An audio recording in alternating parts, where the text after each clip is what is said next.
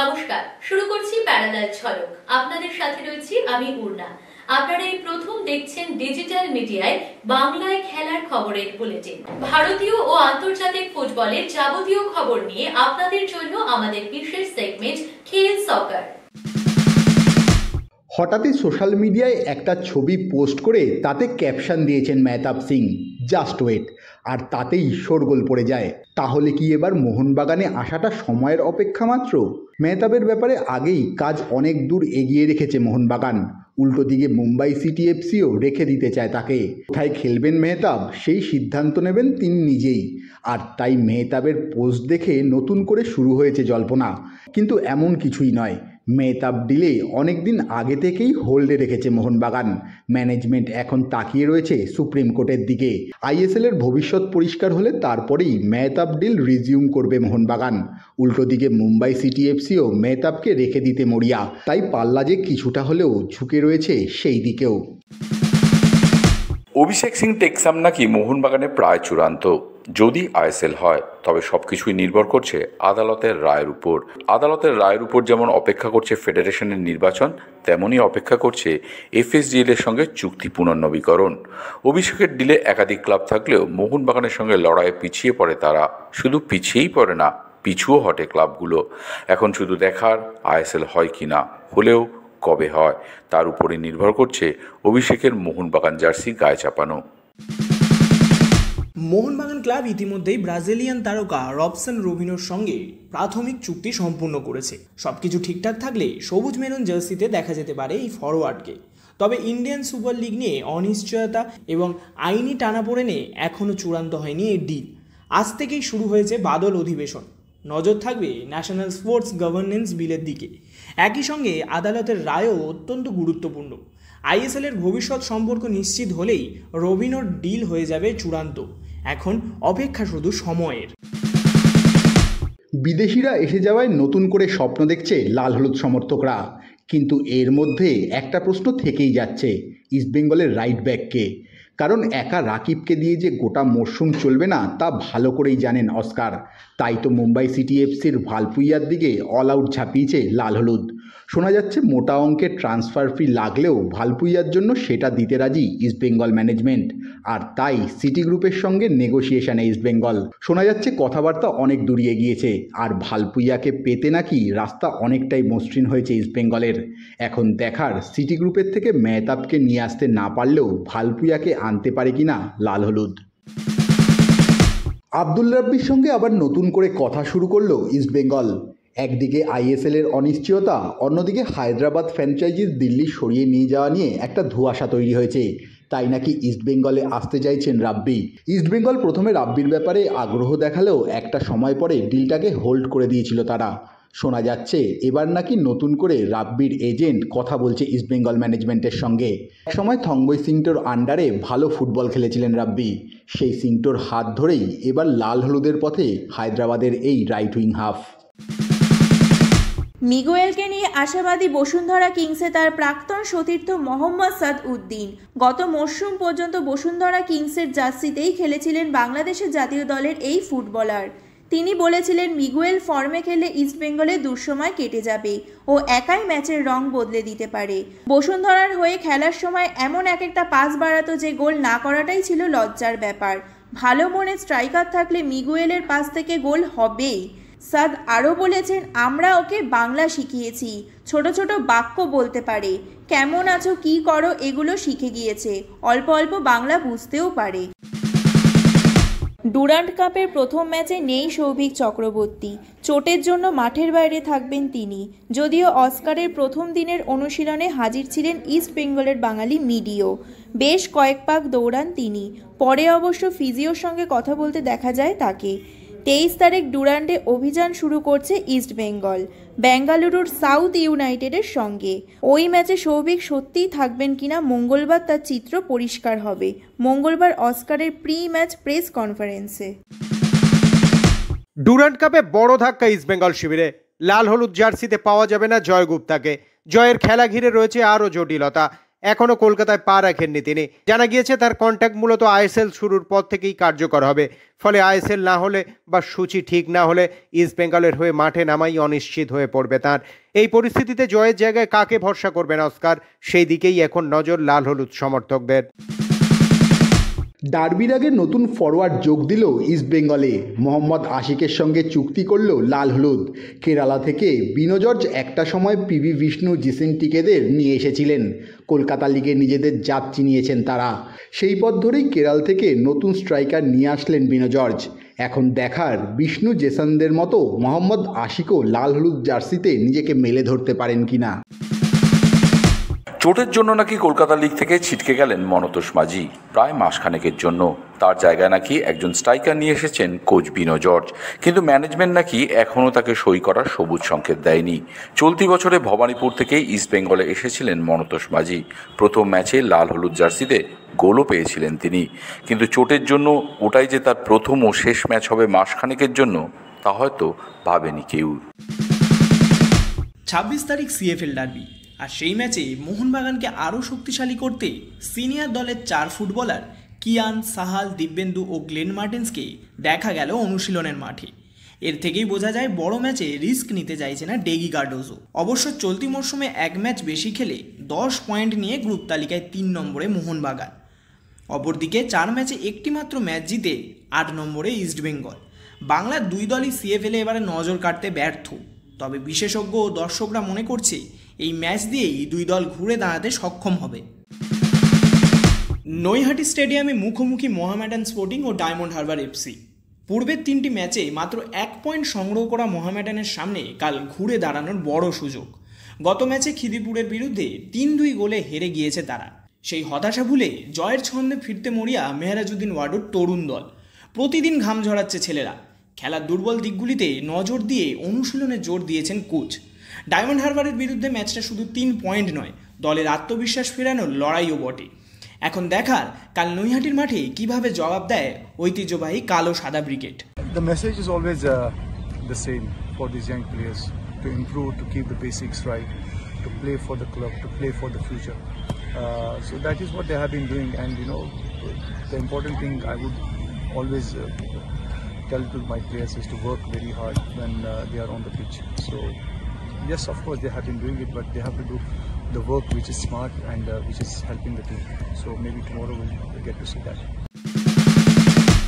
ইরাকের জাতীয় দলের কোচ জেসাস কাসাসকে নাকি নিতে চলেছে চেন্নাই এফসি, এমনটাই জানা যাচ্ছে। জেসাস ইরাকের জাতীয় দল ছাড়াও স্পেনের সহকারী ও বার্সেলোনার এক্সপার্ট অ্যানালিস্ট ছিলেন। কিছুদিন আগেই চেন্নাই এফসির কোচের পদ থেকে অব্যাহতি দেওয়া হয় বর্ষিয়ান কোচ আভেন কোয়েলকে। তার শূন্যস্থান পূরণ করার জন্যই এই জেসাসকে নিতে পারে চেন্নাই এফসি। জয় দিয়েই 2025-26 মৌসুমে ডক্টর বিসি রয় ট্রফির অভিযান শুরু করলো বাংলা। অমৃতসরে আয়োজিত টিয়ার 1 গ্রুপ স্টেজের প্রথম ম্যাচে তামিলনাড়ুকে 2-1 গোলে হারালো ফাল্গুনী দত্তের কোচিংয়ে বাংলা জুনিয়র দল। বাংলার হয়ে একটি করে গোল করেন রিন্টু মল্লিক ও রাজদীপ পাল। প্রথমার্ধে দারুণ ছন্দে খেললেও কিছু সুযোগ নষ্ট করে বাংলা, তবে দ্বিতীয়ার্ধে ম্যাচের গতি বাড়ায় তারা। তামিলনাড়ু প্রতিরোধ গড়ার চেষ্টা করলেও ম্যাচের নিয়ন্ত্রণ ধরে রাখে বাংলা। 3 পয়েন্ট নিয়ে গ্রুপ তালিকায় ভালো জায়গায় রয়েছে তারা। অপর ম্যাচে মিজোরাম দুরন্ত ফুটবল প্রদর্শন করে 10-0 গোলে উড়িয়ে দেয় চণ্ডীগড়কে। এই গ্রুপেই রয়েছে বাংলা, ফলে পরের ম্যাচগুলোতে বাড়তি সতর্ক থাকতে হবে বাংলার ছেলেদের। মেসির জোড়া গোল, রেকর্ড ভেঙে টপকালেন রোনাল্ডোকে। মেজর লিগ সকারে দুরন্ত ফর্মে লিওনেল মেসি রবিবার নিউ ইয়র্ক রেড বুলসকে 5-1 গোলে উড়িয়ে দিল ইন্টার মিয়ামি। জোড়া গোলের পাশাপাশি করলেন 2টি অ্যাসিস্ট। এই নিয়ে শেষ 7 ম্যাচে 6 বার জোড়া গোল করলেন মেসি। ম্যাচে পেনাল্টি ছাড়া গোলের সংখ্যায় রোনাল্ডোকে টপকে যান তিনি। 764 গোল করে উঠে আসেন শীর্ষে। ম্যাচের শুরুতে পিছিয়ে পড়েও ঘুরে দাঁড়ায় মায়ামি। মেসির পাস থেকে গোল করেন আলবা, তারপর সেগোভিয়ার 2টি গোলেও থাকে তার ভূমিকা। দ্বিতীয়ার্ধে নিজে জোড়া গোল করে স্কোরশিটে নাম তোলেন। বিশেষজ্ঞদের মতে আবারও ফিরছেন সেই পুরনো বার্সেলোনার মেসি। লিভারপুল তারকা লুইস ডিয়াসকে নিয়ে ফের আগ্রহ দেখালো বায়ার্ন মিউনিক। সূত্রের খবর, আগামী কয়েকদিনের মধ্যেই নতুন করে প্রস্তাব দিতে চলেছে জার্মান ক্লাব। ডিয়াস এখনও বায়ার্নের শীর্ষ লক্ষ্য। এর আগেও একবার লিভারপুলের সঙ্গে আলোচনায় বসেছিল বায়ার্ন, তবে বোঝাপড়া হয়নি।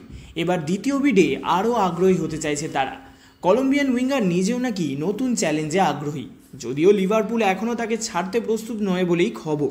এখন দেখার কতদূর গড়ায় এই ট্রান্সফার। বিশ্বজুড়ে 22 গজের নানান রকম খবর, ক্রিকেটের সেই সমস্ত খবর নিয়ে আমাদের বিশেষ সেগমেন্ট লীগ ছক্কা।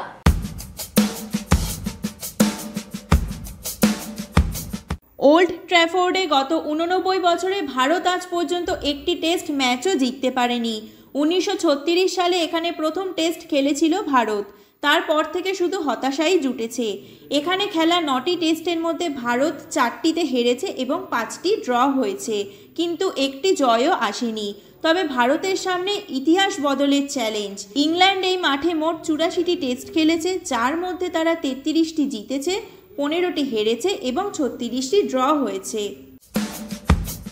আগামী বুধবার থেকে ম্যানচেস্টারে শুরু হতে চলেছে ভারত বনাম ইংল্যান্ড চতুর্থ টেস্ট। তার আগে ধাক্কা খেল ভারত। সিরিজের বাকি দুটি টেস্ট থেকে ছিটকে গেলেন অলরাউন্ডার নীতিশ কুমার রেড্ডি। গত দুটি টেস্টে তিনি খেলেছিলেন। হাঁটুর চোটের কারণে ইংল্যান্ড সিরিজ থেকে ছিটকে গিয়েছেন তিনি।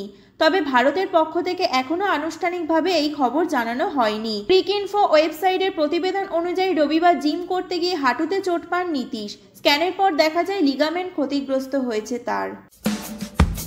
বৈভবকে নিয়ে অজানা কথা প্রকাশ্যে আনলেন দলের ক্রিকেট ডিরেক্টর কুমার সাঙ্গাকারা। জানালেন 11 বছর বয়সে মানে 2023-এই বৈভবকে সই করাতে চেয়েছিল রাজস্থান, কিন্তু সেটা হয়নি। একটি সাম্প্রতিক সাক্ষাৎকারে সাঙ্গাকারা বলেছেন, সূর্যবংশী যে বিস্ময় প্রতিভা সেটাও ইতিমধ্যেই বুঝিয়েছে। বৈভবকে প্রথম দেখেছিলাম ওকে সই করানোর পর। গুয়াহাটি নেটে ওর ব্যাটিং অবশ্য আগেই দেখেছি।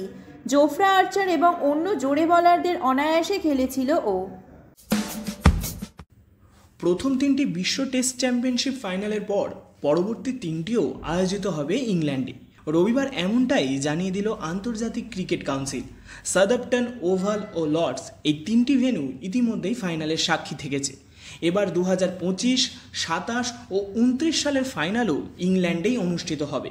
ফলে 2031 পর্যন্ত টানা 6টি ফাইনালের আয়োজনের দায়িত্ব থাকছে ইংল্যান্ড ও ওয়েলসের ক্রিকেট বোর্ডের হাতে। আইসিসির বক্তব্য, আগের 3টি ফাইনাল সফলভাবে আয়োজন করেছে ইংল্যান্ড। গ্যালারি ছিল পরিপূর্ণ। টেস্ট ক্রিকেটের প্রতি দর্শকদের আগ্রহ চোখে পড়ার মতো, আর সেই কারণেই আবারও ব্রিটিশ মাটিকেই বেছে নেওয়া হয়েছে পরবর্তী আয়োজনের জন্য। তবে এই সিদ্ধান্ত ঘিরে তৈরি হয়েছে বিতর্ক। ভারতের প্রাক্তন অধিনায়ক রোহিত শর্মা ও অস্ট্রেলিয়ার অধিনায়ক প্যাট কামিন্স আগেই প্রশ্ন তুলেছিলেন, প্রতিবার ফাইনাল কেন ইংল্যান্ডেই? কামিন্সের মত, যে দল চ্যাম্পিয়ন হবে পরের বার তাদের দেশেও ফাইনাল করা হতে পারে। রোহিতের কথায়, ফাইনালের সময় ও ভেন্যু নিয়ে ভাবনার দরকার আছে। জুনে ইংল্যান্ডেই কেন হবে ম্যাচ? কিন্তু এই সব আপত্তির তোয়াক্কা না করেই সিদ্ধান্তে অনড় আইসিসি। এখন দেখার ভবিষ্যতে এই বিতর্ক আরও কতদূর গড়ায়। পেহেলগাঁও হামলার জোরে পাকিস্তানের বিরুদ্ধে খেলতে রাজি হননি শিখর ধাওয়ান, ইরফান পাঠান, ইউসুফ পাঠান, হরভজন সিংরা। কিন্তু ভারতীয় তারকাদের এহেন সিদ্ধান্তে তোপ দেখেছেন প্রাক্তন পাক পেসার আব্দুর রাউফ খান। তার কথায়, ভারত এবং পাকিস্তানের ক্রিকেটাররা একসঙ্গে ঘোরাফেরা করেন, খাওয়া দাওয়া করেন, কিন্তু পাকিস্তানের বিরুদ্ধে খেলতে কেন সমস্যা ভারতীয়দের? রবিবার রাতেই ইংল্যান্ডের বার্মিংহামে শাহিদ আফ্রিদির পাকিস্তান লেজেন্ডদের বিরুদ্ধে নামার কথা ছিল অবসরপ্রাপ্ত ভারতীয়দের দলের।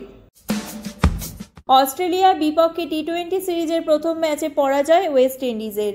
প্রথম ব্যাট করতে নেবে 20 ওভারে রস্টন চেজের অনবদ্য 60 রান এবং সাই হোপের করা 55 রান অস্ট্রেলিয়াকে 190 রানের টার্গেট দিতে সক্ষম হয়। দ্বিতীয় ইনিংসে অস্ট্রেলিয়ার হয়ে মিচেল ওয়েন অনবদ্য 50 রানের দ্বারা অস্ট্রেলিয়া জয় এনে দেয় এবং ম্যাচ সেরা হন মিচেল ওয়েন। ফুটবল ক্রিকেটের বাইরেও খেলার দুনিয়ায় রয়েছে আরো নানা রকমের খবর, আর সেই সব খেলার খবর নিয়ে আমাদের বিশেষ সেগমেন্ট উইং প্লে।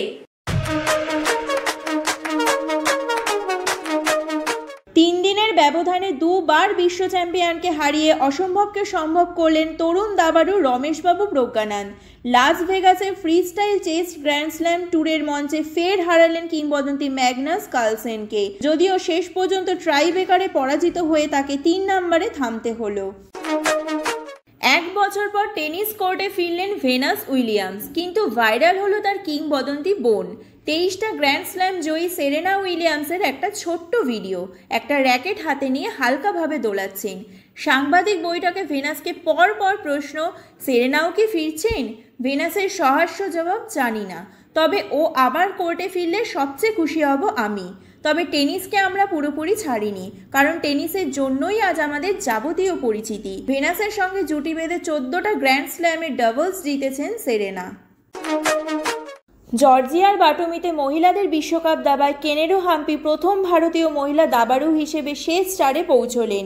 চীনের ইউজিং সংয়ের বিরুদ্ধে শনিবার প্রথম ম্যাচ জয়ের পর কালো গুটিতে খেলে রবিবারে ম্যাচ তিনি ড্র করেন। শেষ চারে হাম্পির সামনে টুর্নামেন্টের শীর্ষ বাছাই চীনের লেই তিনজি। খেলার দুনিয়ায় শোনা যায় নানা রকমের মন্তব্য, আর সেই সব মন্তব্যের কোলাজ নিয়ে আমাদের বিশেষ সেগমেন্ট থ্রো ইন। আকাশদ্বীপের একটা সমস্যা আছে, ও আজ বল করেছে, এবার ফিজিওরা বুঝবেন কম্বিনেশন বদলাচ্ছে, কিন্তু পরিকল্পনা একই থাকবে, ঠিক জায়গায় বল করতে হবে। পৃথ্বীকে কেউ সরফরাজের এই ছবিটা দেখাও, সুস্থ শরীর ও কঠোর মানসিকতা তৈরি করা যায়, তার জন্য ইচ্ছা ও পরিশ্রম প্রয়োজন। প্যারালাল ঝলক আজ এ পর্যন্তই। খেলার দুনিয়ার সেরা প্যাকেজ নিয়ে দেখতে থাকুন প্যারালাল ঝলক প্রতিদিন রাত 10টায়।